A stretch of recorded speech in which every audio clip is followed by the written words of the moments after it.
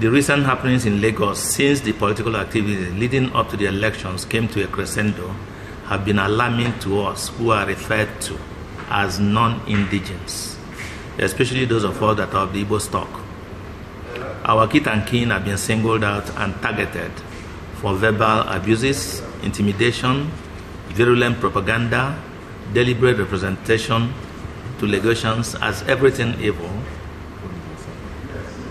ferocious violent attacks, deliberate destruction of our means of livelihood, arson, and murder.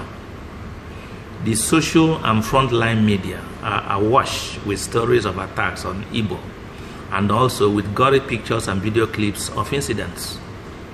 The government at all levels, federal, state, and local, have been made fully aware. They have chosen to do nothing. We have not found any protection from the state or any of its agencies. They have rather looked the other way while these atrocities happened, and to our mind, with acquiescence or silent approval.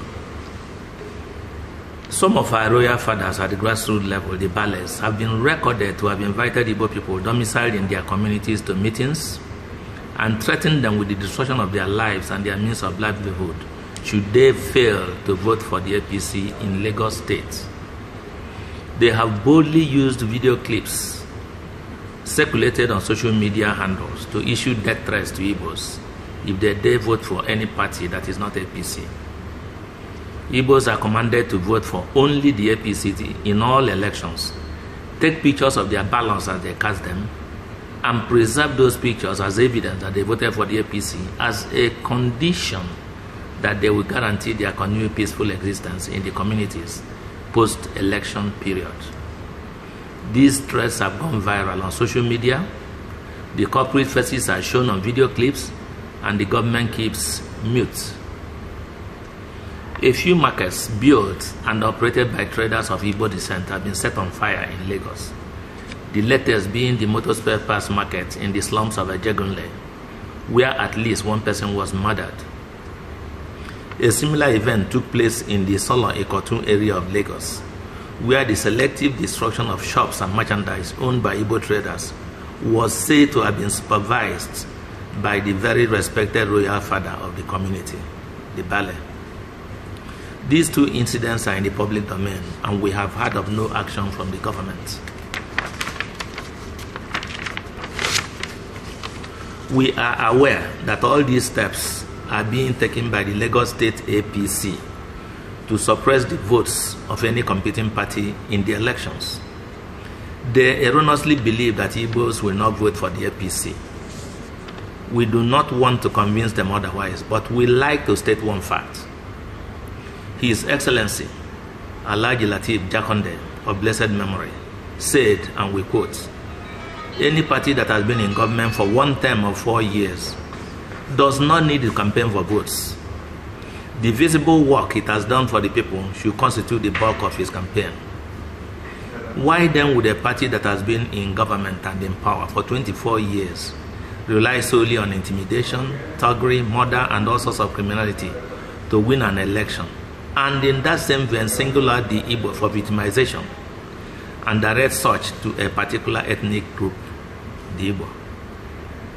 We wish to state for the uptime time, the Igbo ethnic group is not a political party. It is not contesting this election. It has never contested any election in the past. It will never contest any election in the future as an ethnic group. The Igbo as a distinct ethnic group has no preferred candidate in the governorship election in Lagos State. Igbo people are members of numerous political parties, including the APC, on their individual choices, and are supporting their party's candidates. No Igbo man is contesting election for the office of governor. We have no dog in this fight. We should not be made the victim. Igbos, the politicians of the APC should desist from pitching Yorubas against Igbos with vicious falsehoods dished out from their propaganda machinery, just so that the APC can win the gubernatorial election. After they win this election, what next? The seed of distrust, mutual suspicion, and hatred must have been sown.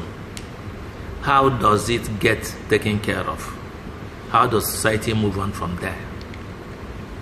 We believe that Lagos State APC can win this election and any other election without shedding Igbo or any other blood. The party surely has other legitimate means to win its election in a fair competition in accordance with the law. Sometimes we wonder if the APC realizes that they have a very significant Igbo population with them as members and followers in this same Lagos state. Igbos are Nigerians. The law of the land permits the Igbo man to live in any part of the country he chooses and pursue a legitimate livelihood. The law of the land guarantees him freedom of association, freedom to belong to any political party or none at all, and freedom to vote for any party of his choice. We reject in totality the attempt of the APC in Lagos State to deny the Igbos these rights. We consider that all that has happened in the past few weeks are likely to happen going forward. We consider all that has happened in the past 2 weeks and are likely to happen going forward a blatant violation of the constitutional rights of the Igbo-speaking people living in Lagos. Their rights to life, their rights to lawful association, their rights to vote, their rights to self-identity, their rights to engage in lawful economic activities, and their rights to hold opinions and express them. We wish to remind the governor of Lagos State that Igbos living in Lagos are his subjects. He has the duty as the Chief Security Officer of Lagos State to provide them security for their lives and their livelihood.